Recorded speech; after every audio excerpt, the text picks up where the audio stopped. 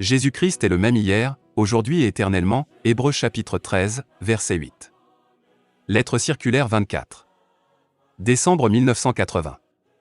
Je vous salue tous affectueusement dans le précieux nom de notre Seigneur Jésus-Christ par cette parole de 2 Corinthiens chapitre 13 versets 11 à 13.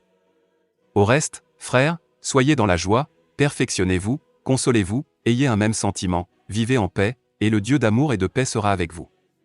De toutes les églises locales, c'est celle de Corinthe qui a causé le plus de difficultés à notre Seigneur et à ses apôtres. Jamais autant d'épîtres n'ont été adressées à aucune d'entre elles, ni autant de problèmes et de besoins n'ont été traités à leur sujet, comme ce fut le cas pour cette église.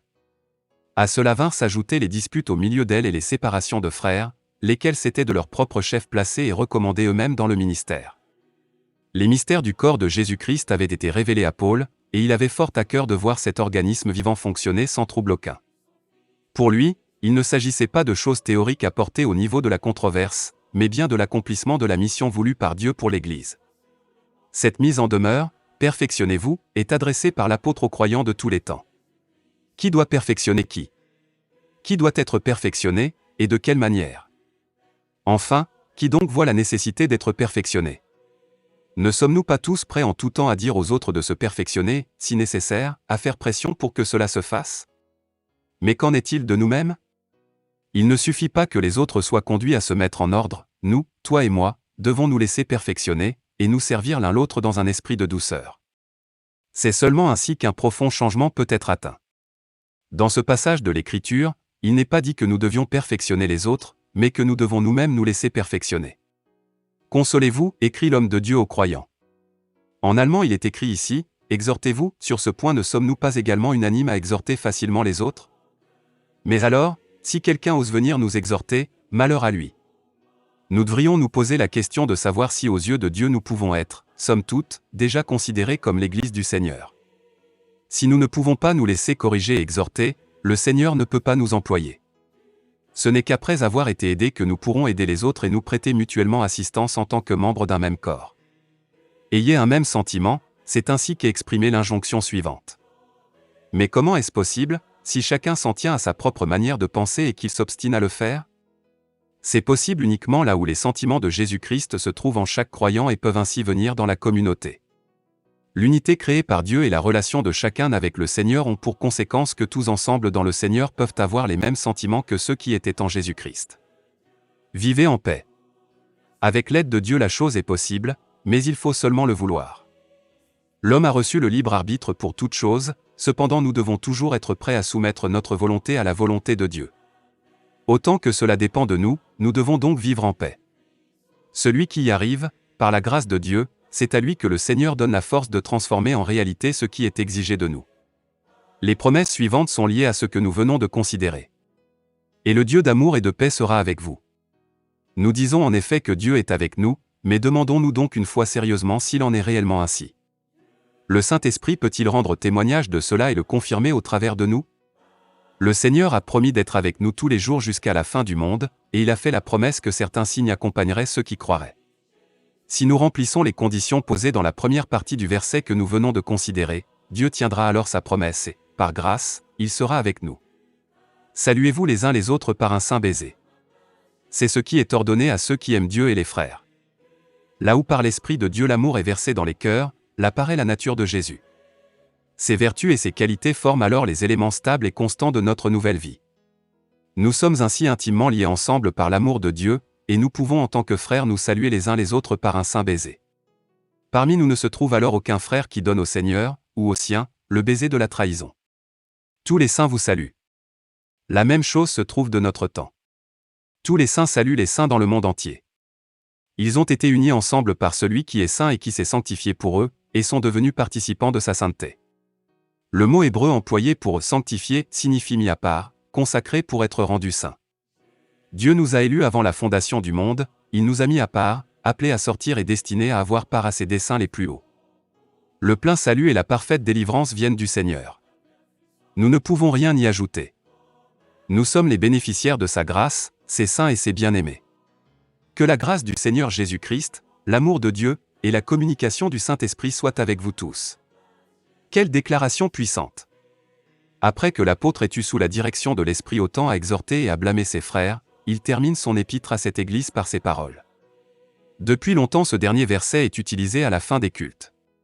Toutefois la grâce demeure seulement auprès de ceux qui ont obtenu grâce de la part de Dieu, selon ce qui est écrit dans Exode chapitre 33, verset 19. « Je fais grâce à qui je fais grâce, et miséricorde à qui je fais miséricorde. » L'amour de Dieu est uniquement avec ceux qui ont été aimés par Dieu au travers de Jésus-Christ.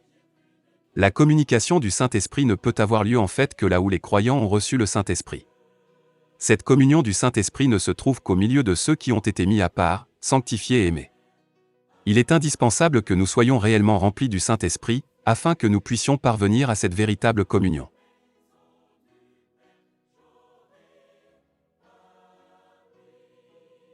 Qui est rempli du Saint-Esprit? Quelquefois on devrait se poser la question de savoir s'il est suffisant de formuler une expression théorique au sujet d'une chose, ou s'il est indispensable d'en avoir fait l'expérience. Dans le christianisme original, il y a comme un fil rouge qui le traversait, et il y régnait l'unanimité aussi bien à propos du baptême biblique dans l'eau que concernant celui du Saint-Esprit. Chaque expression qui n'est pas en accord avec l'expérience originale et son résultat doit être refusée. Il y a beaucoup de théologiens du message qui, pour des raisons explicables, voudraient passer à côté de certaines vérités bibliques, uniquement parce qu'ils n'ont pas fait eux-mêmes ces expériences bibliques. Depuis fort longtemps il se trouve des théologiens de l'Écriture qui passent purement et simplement à côté de la parole de Dieu lorsque celle-ci ne correspond pas à leur propre conception des choses. Lorsque la question sur le baptême du Saint-Esprit ou sur la réception du Saint-Esprit est posée, cette question est biblique et elle a droit à une réponse biblique. Il y a ceux qui se réfèrent à une déclaration de frère Branham sans remarquer que dans ce passage la question proprement dite n'est pas posée, et n'a pas reçu de réponse. La question conforme au sens réel est donc celle-ci: quel est le signe qu'une personne a le Saint-Esprit? La réponse conforme au sens réel est celle-ci: c'est qu'elle croit la parole de l'heure, qui est le message. Si nous ne voulons pas passer sur cela légèrement et superficiellement, nous devons d'entrer plus profondément dans la question.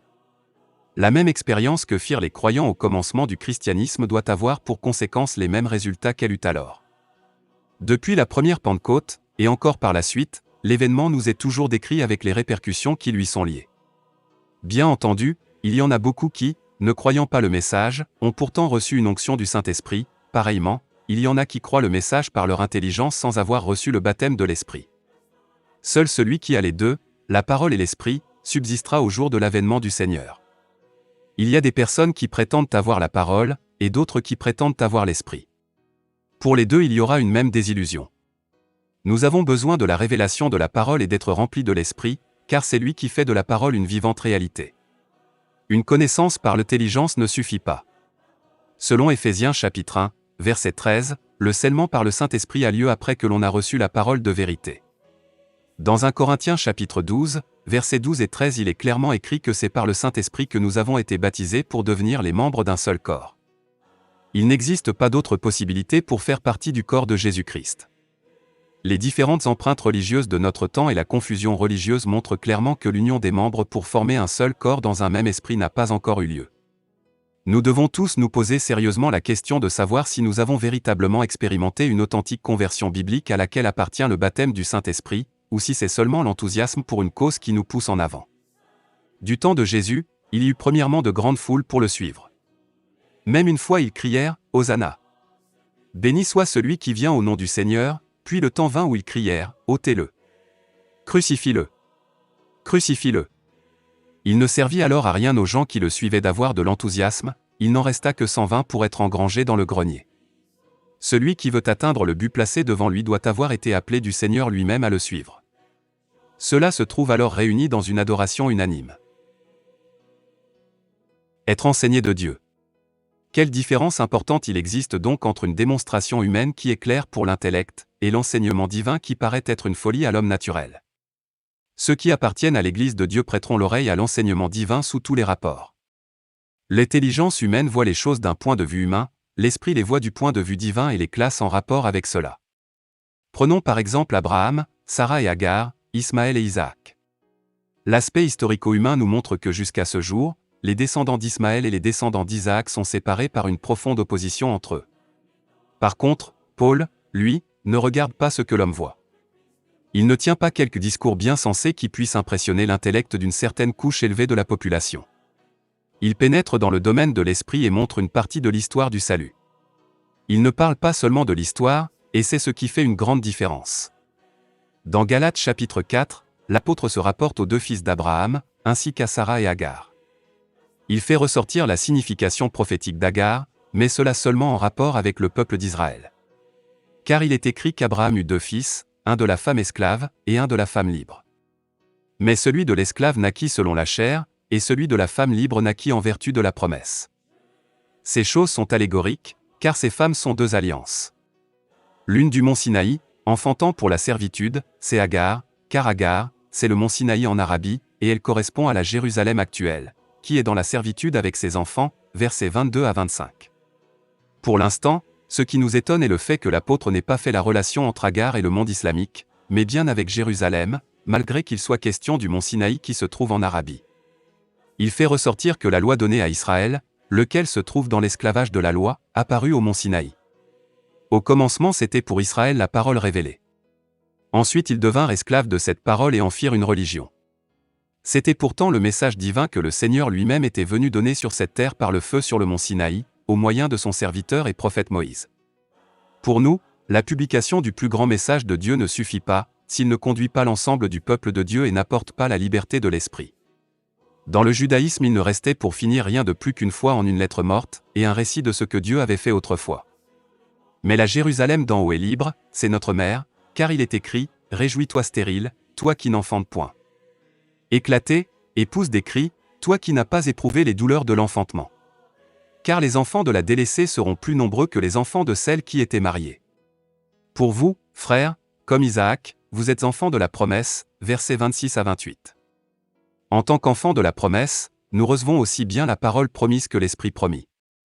Dans Luc chapitre 24, verset 49 et Actes chapitre 1, verset 4, la promesse du Père est soulignée à nos yeux. Dans le 2e chapitre des Actes des Apôtres, et plus loin également, nous voyons la répercussion de cette expérience sur le plan pratique. Il en va ici de la vie ou de la mort. Ou bien le Saint-Esprit habite en nous, afin que nos corps mortels soient transformés et rendus vivants, ou alors notre marche aura été inutile. Il est à craindre que certains qui ne sont pas enfants de Dieu par droit d'aînesse, et par conséquent n'ont pas de prétention à faire valoir à l'égard de l'accomplissement de la promesse du Père, cherchent à tricher à ce sujet. Si nous sommes enfants de la promesse à la manière d'Isaac, la Jérusalem d'en haut est notre mère, et nous recevrons alors les biens promis qui nous sont nécessaires pour que nous arrivions là-haut. Sur le moment, la chose peut nous faire un peu mal, mais c'est la pure vérité devant Dieu. Seule la vérité de la parole peut nous affranchir de nos propres erreurs. Mais sommes-nous prêts à nous laisser corriger en vue de la perfection? Avons-nous la volonté de mettre de côté tout argument venant de notre raison, et laisser l'Esprit de Dieu agir de la même manière qu'il le fit au commencement?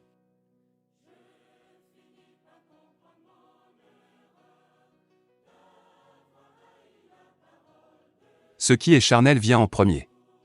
Bien qu'Abraham eût reçu très clairement la promesse pour Isaac, il se laissa influencer par Sarah et engendra Ismaël suivant la volonté de l'homme, et cela de bonne foi. Ce n'est pas Dieu, mais la femme, qui perdit patience. Le Seigneur permit cela parce qu'il y avait là une signification pour l'histoire du salut de l'Église du Nouveau Testament.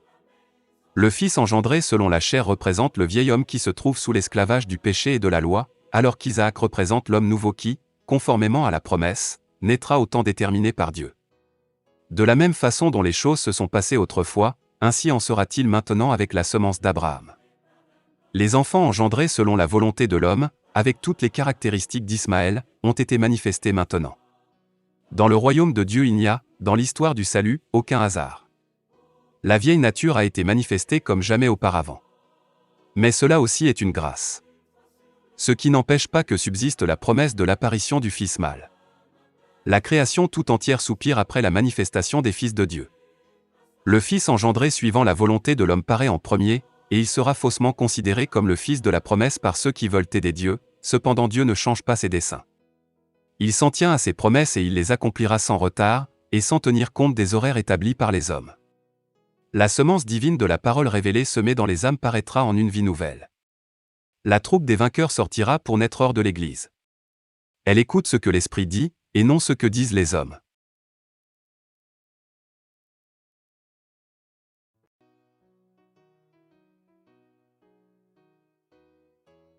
Le discernement est nécessaire. Beaucoup de choses charnelles sont présentées comme spirituelles. Cependant les élus le remarquent, comme par exemple lorsqu'une espèce d'atmosphère charismatique est créée par la main des hommes.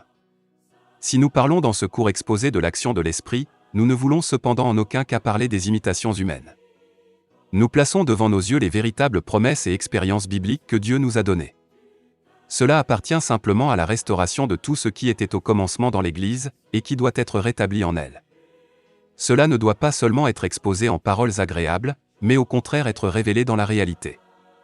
Les vrais croyants sont désignés comme étant la semence d'Abraham, l'ami de Dieu. Ils sont porteurs de la parole de la divine promesse, et ils s'avanceront à la manière d'Isaac comme héritier, pour entrer en possession de tout l'héritage divin. Il a été dit à frère Branham que seul l'amour parfait pourrait entrer dans la gloire. L'achèvement de l'ensemble de l'Église des premiers-nés ne peut avoir lieu qu'après que le premier amour soit revenu.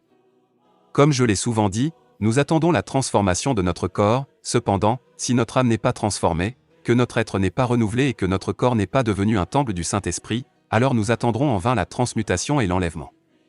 Il ne s'agit pas de transporter quelque chose de psychique dans le domaine spirituel, mais bien que l'action de l'Esprit s'accomplisse dans notre âme. Nous comprenons pourquoi l'apôtre Paul dans 1 Corinthiens chapitre 13 et dans d'autres passages de l'Écriture, de même que Jean, et d'une manière toute particulière exalté l'amour divin. L'amour divin ne périt jamais. L'amour humain, lui, dépend des circonstances, et il passe. Cependant l'amour de Dieu est éternel selon Romains chapitre 5, verset 5, il est versé dans nos cœurs par le Saint-Esprit. Il supporte et endure tout. Il ne cesse pas d'exister si quelqu'un a une autre connaissance que nous, ou s'il ne voit pas certaines choses comme nous les voyons. L'amour de Dieu révèle la nature de Jésus dans la vie de ceux qui sont devenus croyants. L'amour est libre de la jalousie.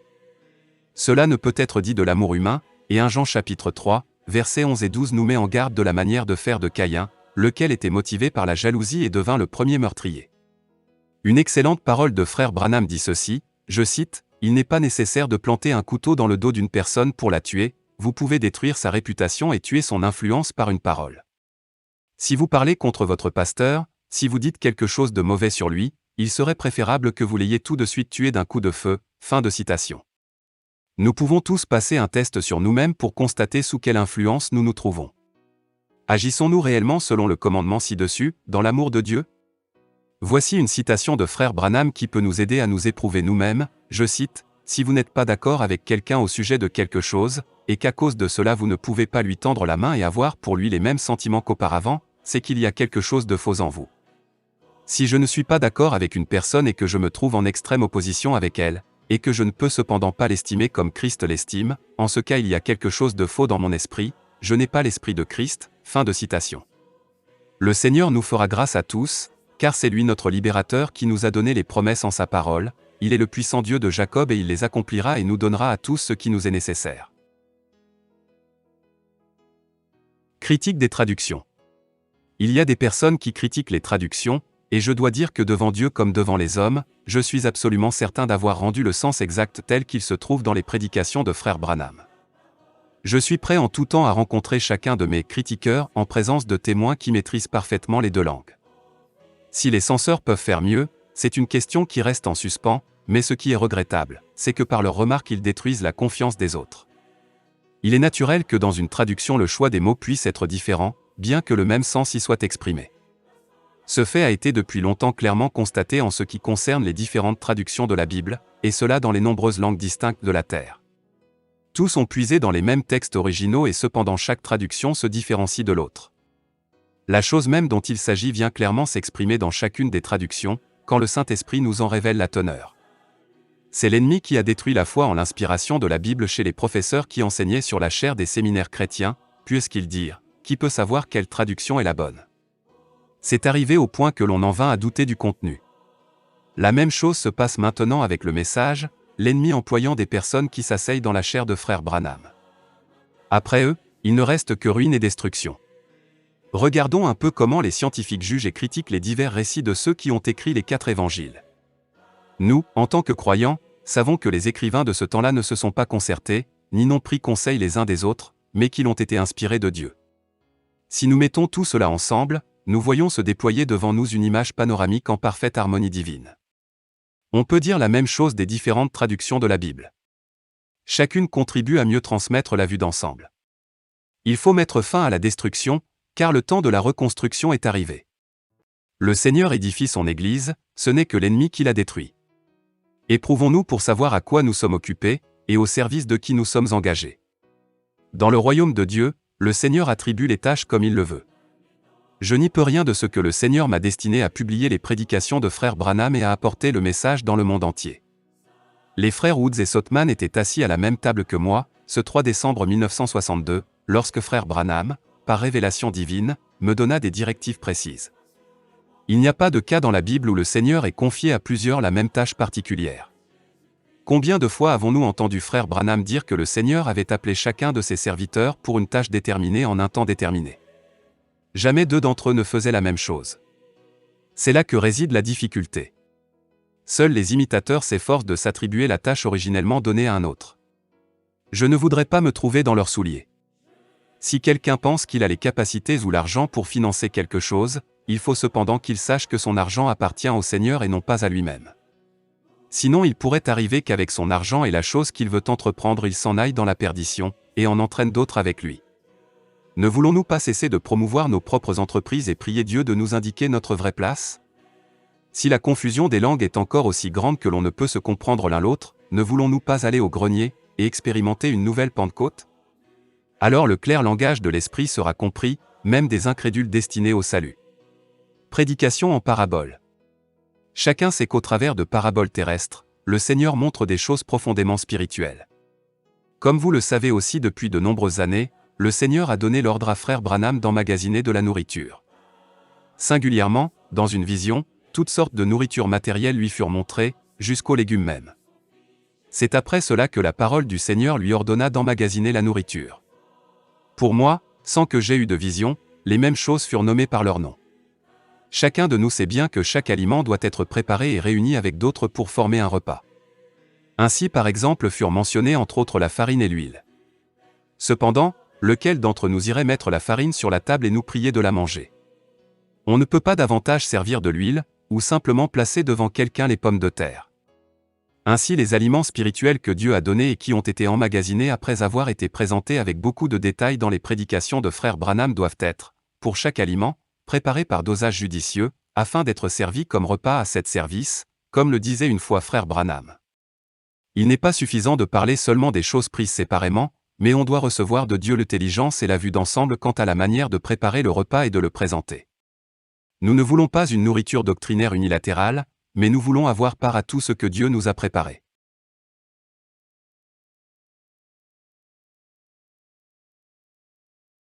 Rétablissement spirituel. Beaucoup ont été entraînés par la tempête qui a éclaté sur nous et sur le peuple de Dieu. Dieu n'était pas dans la tempête, car elle a causé des dévastations et de grands dommages. Des maisons tombèrent et des particuliers, comme aussi des familles entières, furent ensevelis sous les décombres. De grands arbres robustes tombèrent.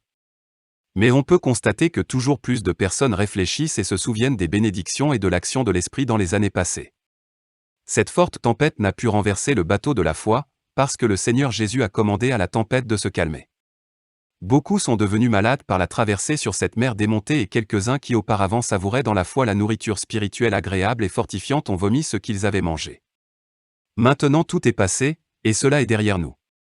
La plupart sont sur le chemin du rétablissement et plusieurs sont guéris. C'est avec reconnaissance que nous avons pu le constater, en voyant le grand nombre de participants lors de l'assemblée qui eut lieu la première semaine d'octobre.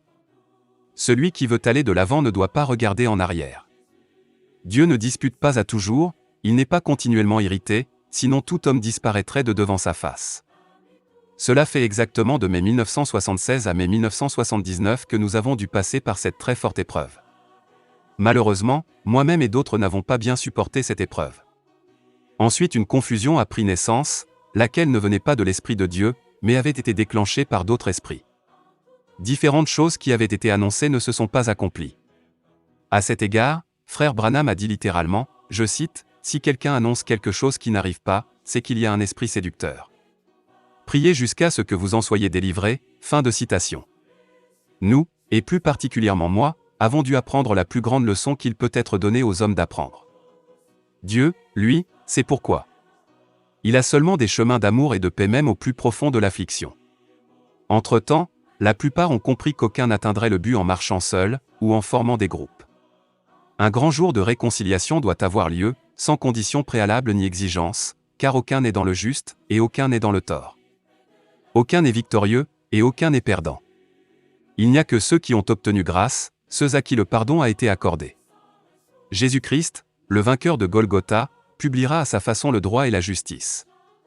Celui qui pense encore à son droit pense à lui-même, et non pas aux choses de Dieu.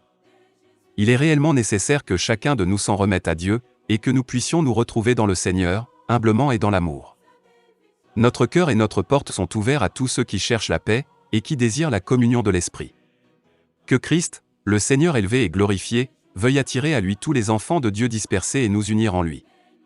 Celui qui est né de Dieu recevra la grâce de se laisser attirer sans opposer aucune résistance. Personne ne doit échouer, ni être déshonoré ou accusé, car chacun se place sous l'autorité du Seigneur.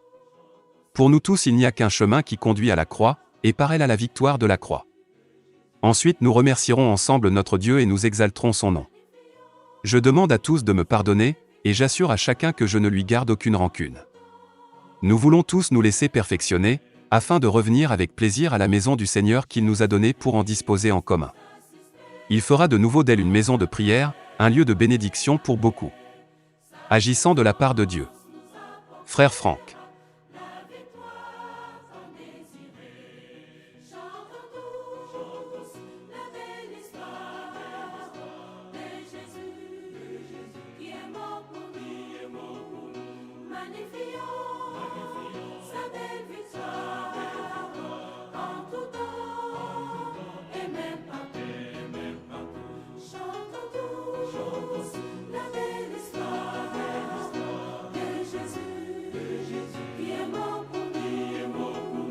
Magnifions sa belle victoire en tout temps.